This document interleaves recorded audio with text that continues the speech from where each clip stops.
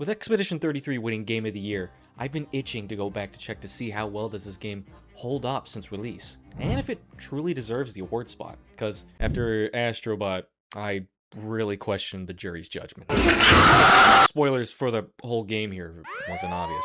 Expedition 33 is set in a pseudo-futuristic, fantastical version of France's La Belle Époque, or Beautiful Era, and tries to tackle themes of grief, loss, trauma, and family in a world where everyone is destined to die sooner than ever before.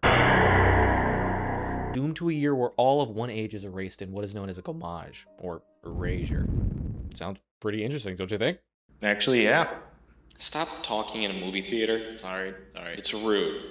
Yeah, my bad. Don't keep talking! The game paints a great picture about the tragedy of one's life, or many lives for that matter, in the palm of someone else's hands, and the relentless assault the people undertake to take back what they are owed, their lives, and how long of a fight they've been putting up. The title alone gives us away because this is the third expedition to stop the gommages, but it's counting backwards, making it the 67th expedition. Do they know? The story follows the expeditioners trekking through a destroyed and fragmented Lumiere towards someone known only as the Paintress. Her giant rock stand thing called the Monolith acts as her canvas, and that's where she illustrates the newest shortened lifespan. The journey to stop the Paintress becomes yours and the crew's primary focus for the rest of the game. I'm lying. It stops about halfway through. You start the game with meeting the game's mascots, Gustave and Maëlle, both of which are the game's primary protagonists, though one less than the other. It's gotta be the short one. It's not the short one. What? Pretty quickly into the journey covering Act 1, aptly called Gustave, which centers around an 11 to 12 hour journey of Gustave readying up the queue before witnessing his whole squad get soloed by Gollum. What a cast of A-listers we've got going on. You walk into every area Gustave does with just as much curiosity and questions as to the world around you. Although I don't think he was as interested in getting answers. Get out of my way! You come across an assortment of characters and build your team back to full, and proceed to finish the job of your entirely newly deceased team to take on the Paintress, who's stuck in an entirely giant lake. Oh my god. Wow. Glad I'm not there. Sounds like someone never learned to swim. What did I say about To help him get across this giant body of water, at least I hope it's water, they meet a giant balloon named Eskie. Eskie, in order to help the crew get across the lake, I need my rocks. the hell does he need rocks for? Magic. What? sounds silly, I know, but the rocks are more magically imbued fragments that allows Eskie to upgrade his abilities. I don't know the lore reasons for why he needs them. He's got way more than the battle bus. Won't exactly be anchored down by the thinnest baguette eaters this side of Lumiere. Hell, just check Lune off the board, because throughout the entire game, she literally floats above the ground. I think she'll be just fine. Once the gang get the rock in question, they board Eskie, but not before Maëlle and Gustave throw stones into the water while actively letting Mr. Planet of the Apes over here get within extremely obvious viewing distance and kill Gustave. I blame this on Maëlle entirely, because she absolutely saw him. No way this 16-year-old with extreme training from Eldritch Horror over here lost her peripheral vision. Gustave is not that good looking. Really? Yeah, you're right. He kind of is. I had to replay this segment twice because I played it when it came out, but only managed to get to the end of Act 1. So in replaying this, I was hellbent on keeping Gustave alive. So I gave it the old American try.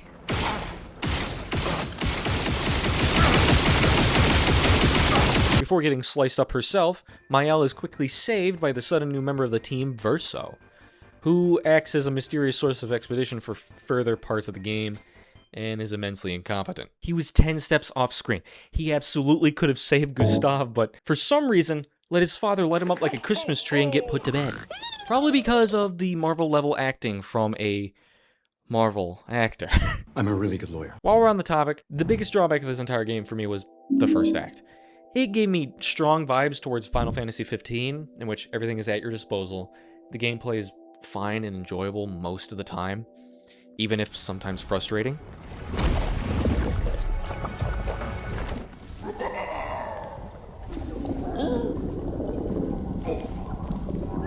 Sounds like a skill issue. Are you rage baiting me? No. Most of the beginning sections in Act 1 felt and sluggish, and despite having a great story, the story in the beginning part is its weakest to an incredible degree. No. To get it out of the way, the world of Expedition 33 stems from a plot twist revealing that this is all a painting. Verso's painting, to be precise. Mael is actually the boogeyman's daughter, Alicia, but with amnesia ever entering the canvas to help her dad stop her mother from staying in there, and her mother, Aline, who is the paintress, is essentially a grieving mother wanting to live in a world where she can still live with her deceased son, who, in this case, is Verso, who died saving Alicia from a fire. The game makes this twist explicitly clear in the fake-out epilogue, and onward, with you learning all the major pieces of the puzzle in a rapid push to the end, and even has some minor pieces in play as you make your way through Act 2 with Verso and other subtle nods. Don't you recognize her? Then you know what that means. This is our shot. It might be our only shot. All of Acts 2 and 3 can actually be replayed after uncovering this to give the sections a new perspective. Kind of like rewatching Shutter Island after learning that the main detective you follow is a patient at the ward he's investigating, and how you can see all the subtle nuances peppered in that you'd miss the first watch. Spoilers, by the way, for that one too. Sorry if I ruined that viewing experience for you. What the hell, man? I paid $16.99 for this, even though it was free on YouTube. What? It's been 15 years.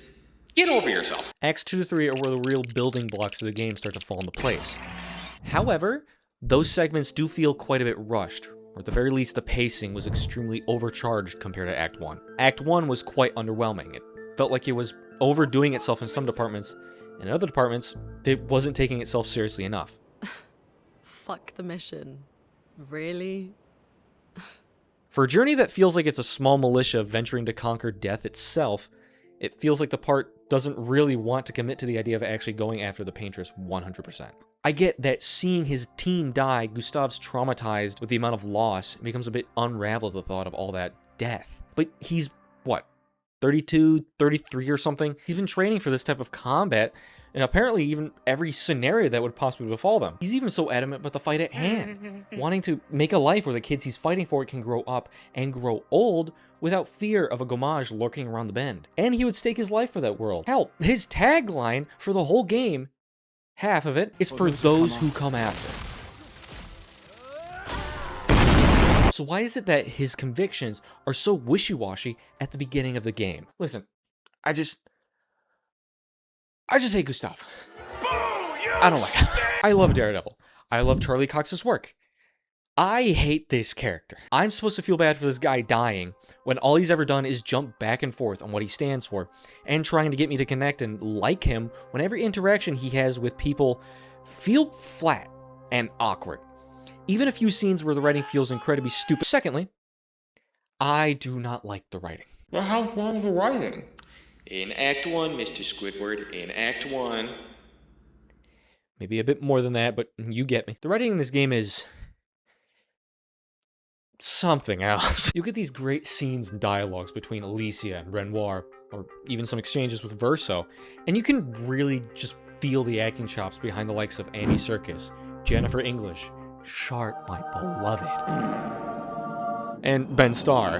But I question how much Charlie cared about this role. Every time he says he's a fraud in reference to Gustav, I can't entirely disagree. The opening scene feels like it was ripped out of a Marvel skit, and the scene with him and Lune talking and disagreeing about what to do with the mission feels like a PG-13 movie wasting its one and only F-bomb. Oh, fuck the mission! Most of his interactions feel dull and just meh.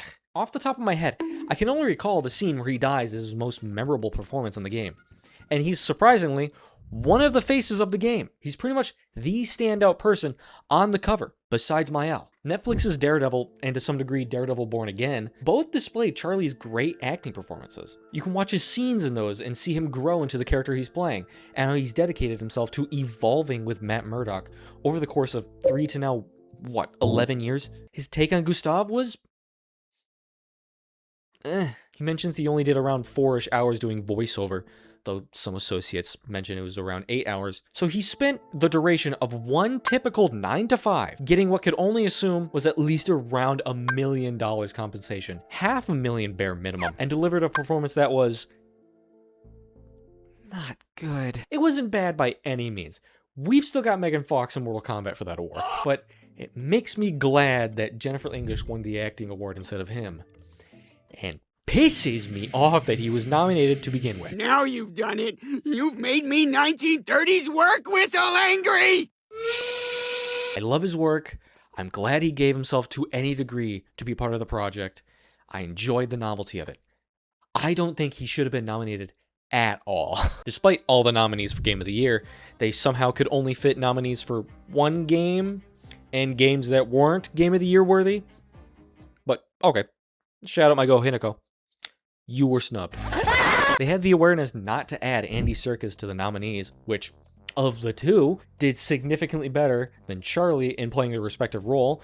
They didn't add him in because he's an A-lister at Hollywood. So adding Charlie to the mix when he's easily the weakest main character of the game stuns me.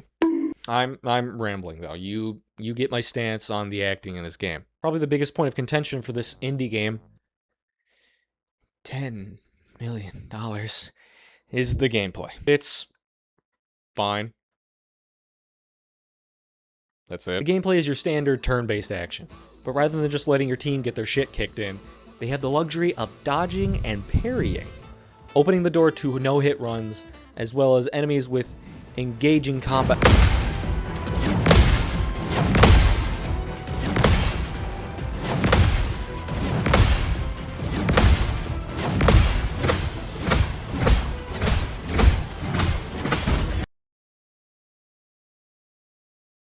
Okay. Not really much to say, other than that 33's combat is if Persona or Pokemon had a baby with Elden Ring, in that bosses and even standard enemies need you to kind of learn the attack patterns and timings in order to survive against them, as well as the fact that all of it is entirely frustrating. Skill issue?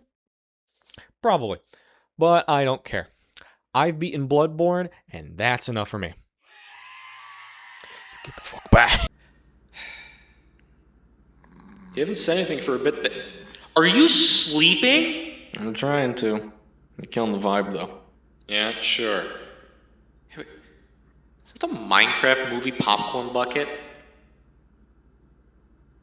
That is not the thing you should be worried about. Wrong game, numbnuts. Are you sleeping again? The game's main strength comes in during its second act of the story and onward. Act 2 is where you gain control of and learn primarily about Verso, after Daredevil gets shoved off a cliff, and the story and world building begin to meet in a rapid form. The acting feels a lot better, primarily because of Verso and his interactions with Mael and Renoir, who are the strongest characters in terms of writing, and the show they give is pretty good. Although not amazing, I'd say it feels like a B-tier movie experience. Although, this might just be a me gripe, but I cannot stand the lip-syncing in this game. It kills every performance. Every single scene. The opening scene is bad as is, but it also just looks bad. The only thing that saves this game is the twist. These three people are the same. These two are the same. This one is dead. And this guy has way too many boss fights. Talk about dragging it. Don't cut to him, cut to me. Thank you. Loser. The whole game resides in a painting. Everyone except Mael, Renoir, Verso, and the Paintress aren't real. Every enemy, every creature, every character. Making me care even less about these two. The people who are real are all a part of one big family of painters who, as far as I can understand, are people who can manipulate life force into colors through painting, which is how we were able to play Expedition 33 in the first place, as it is all set inside a painting created by the Paintress, Renoir's wife and Mael and Verso's mom, in order to have a world where she can live with Verso, as in the real world, Verso died trying to save Mael, Alicia, from a fire, mentioned before. All of Expedition 33 is set within a painting made in part with Verso's remaining soul, left to paint his childlike creations indefinitely. A sort of unnatural purgatory for the kid. Shit, that's everything I thought. Hey, the fuck fuck is going on with British people? The twist sparks a lot of interest back into the game if you've been feeling like you're teetering off, because I certainly did, as it pulls the classic subvert expectations gimmick that lets you believe you're facing one big bad, only to lift the curtains on the real enemy the whole game, although I really wouldn't say the true big bad is really all that much of a bad guy. The idea goes that Renoir, the real Renoir, lost his wife Aline to her infatuation with the world inside the canvas and seeks to destroy it, despite being the last remnants of his deceased son Verso. And his daughter Alicia sees the canvas similar to her mom, where she can live life the way she has wished, as the fire she was saved from did irreparable damage.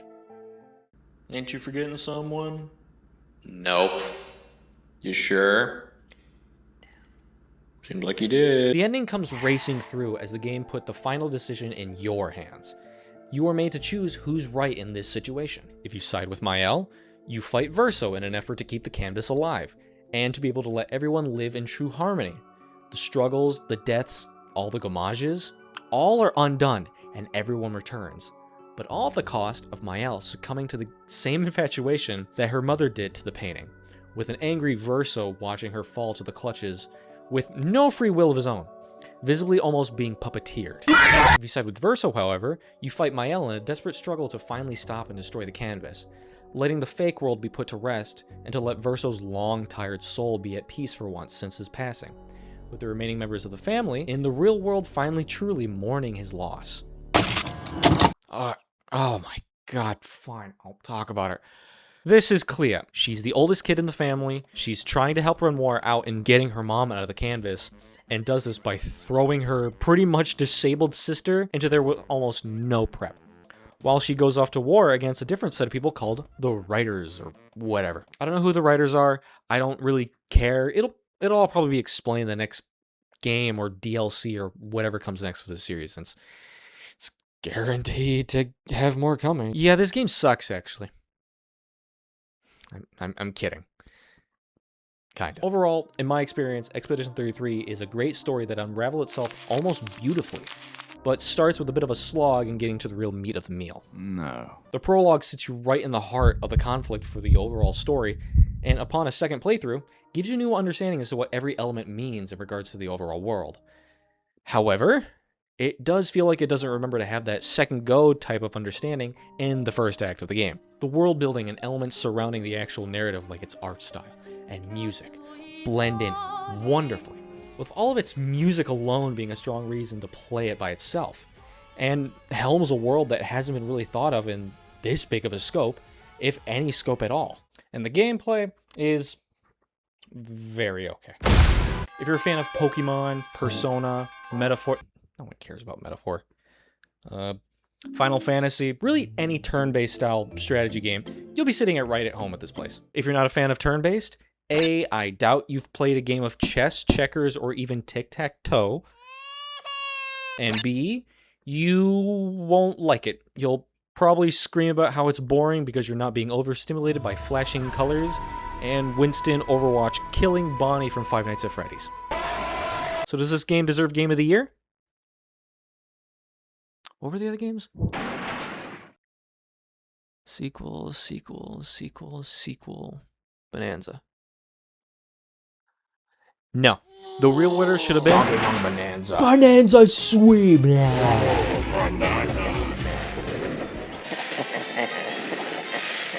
This movie sucks. Skip. What the hell is that?